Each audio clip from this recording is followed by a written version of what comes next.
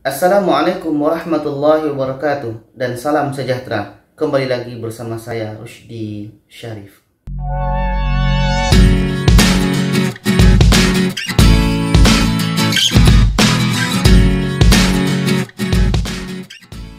Baiklah sahabat dan penonton semua, pada kali ini saya ingin bercerita tentang keunikan Malaysia ini dalam menangani COVID-19 atau virus corona ini. Jadi, apa yang saya lihat di Malaysia ini ya, saya bercerita tentang Malaysia karena saya rasa setiap negara punya keunikan masing-masing dalam menangani virus corona atau COVID-19 ini. Apakah negara kita Indonesia, negara Malaysia, negara Singapura, dan negara-negara lain pasti mempunyai keunikan sendiri dalam menangani COVID-19 ini. Jadi, pada kali ini saya ingin bercerita tentang keunikan Malaysia dalam menangani virus COVID-19 ini. Apa yang ingin saya sampaikan di sini iaitunya tentang ketika kita datang ke tempat, di mana-mana tempat di Malaysia ini, apakah kita kalau datang ke pasaraya atau seperti mall, tempat belanja-belanja, restoran, atau bahkan kita datang ke kedai-kedai atau orang yang jualan di pinggir jalan. Kemanapun kita datang di Malaysia ini, itu pasti nanti akan ada proses mendaftar. Ya, mendaftar. Yang pertama ada namanya pakai aplikasi, iaitunya aplikasi MySejahtera. Dan yang kedua, bagi yang tidak ada itu bisa menulis di buku.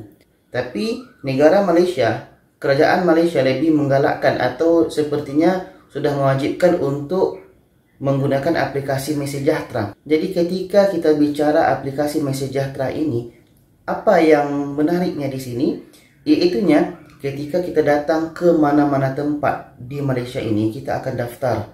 Kita scan macam ini, kita scan di QR code yang disediakan, kita scan, tempat ini scan, tempat ini scan, tempat ini scan. Kemanapun kita akan pergi scan. Apa tujuannya? Begini, ketika nanti, ini bukan saya berandai-andai, tapi memang begitulah prosesnya.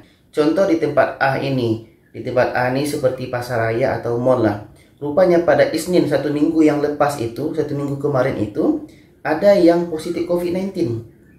Jadi, siapapun yang datang pada hari Isnin kemarin, satu minggu kemarin itu ke tempat A tadi, semua yang datang pada hari Isnin tersebut wajib dites. Dites COVID.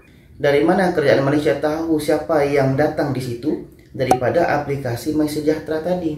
Jadi, orang-orang yang mendaftar QR code tadi, semua yang datang ke tempat tadi apakah melalui aplikasi MySejahtera atau yang mendaftar di buku itu akan dipanggil semua untuk tes COVID-19 di tempat-tempat mereka yang terdekat, apakah di klinik atau di tempat-tempat yang telah ditentukan.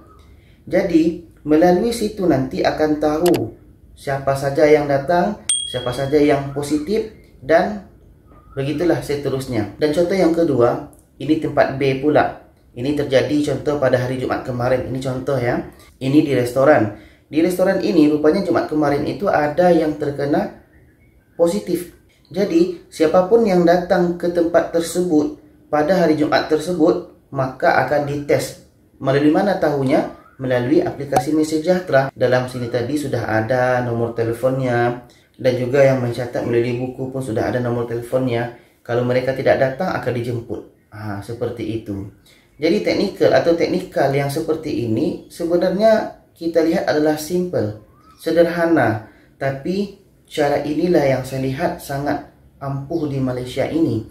Ketika ada orang terkena COVID-19, maka akan dilihat jejak-jejak kemana saja mereka datang atau siapa saja yang datang ke tempat tersebut. Sangat unik bagi saya. Apalagi nanti kalau kita datang ke tempat tersebut, siapapun yang datang ke tempat tersebut itu dibatasi orang yang datang.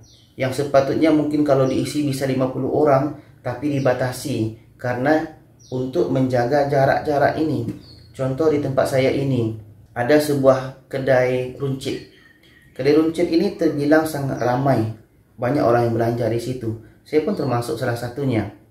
Jadi, ketika virus ini sudah datang, ketika PKP 3.0 ini sudah ada lagi, Kedai runcit ini itu sudah dihadkan, sudah dibatasi orang yang masuk, sehingga ramai panjang yang antri masuk. Kalau kita melihat orang yang antri di pasar raya, di mal-mal itu biasa.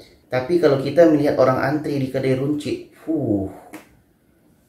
yang dibatasi masuk 30 orang contoh, sedangkan yang menunggu panjang.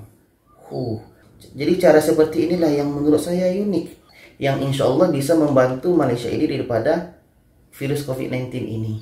Jadi istilahnya kita hanya berusaha, kerajaan sudah berusaha, rakyat pun sudah berusaha. Kita sama-sama berusaha untuk menghilangkan COVID-19 ini. Jadi apapun caranya, cara yang dilakukan oleh kerajaan Malaysia ini sangat unik bagi saya. Dengan mendaftar ketika masuknya, dengan cek suhunya. Kalau kita pakai mask itu memang dah biasa dilihat di mana-mana.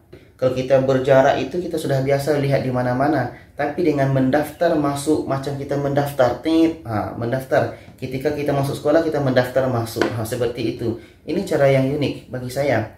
Dan saya yakin setiap negara mempunyai keunikan masing-masing. Dan saya tahu di sini Allah yang menonton dari berbagai negara. Jadi silakan komen di bawah bagaimana cara di tempat kita masing-masing dalam menangani COVID-19 ini. Tentunya sangat unik bagi setiap negara. Dan jangan lupa share video ini kepada yang lainnya supaya lebih ramai lagi yang tahu. Terima kasih. Wassalamualaikum warahmatullahi wabarakatuh.